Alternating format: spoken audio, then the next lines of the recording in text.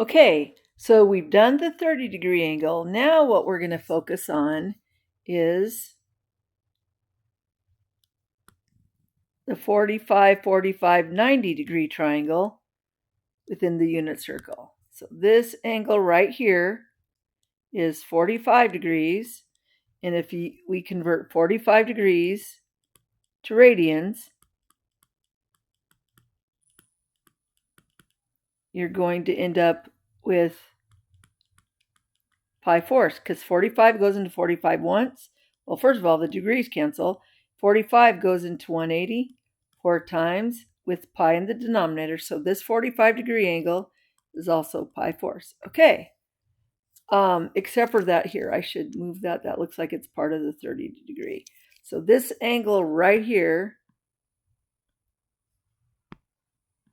this thing right here, is 45 degrees, which is also pi fourths, and its coordinate points.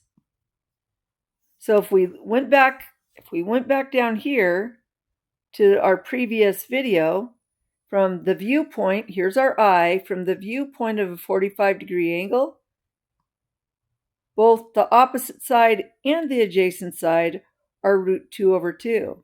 So this is our y value, this is our x value. So we're going to come back up here.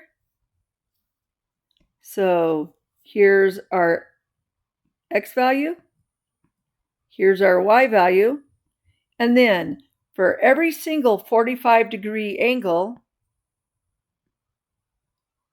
from the x-axis, so there's a 45-degree angle from the x-axis, here's a 45-degree angle from the x-axis, and here's a 45-degree angle from the x-axis.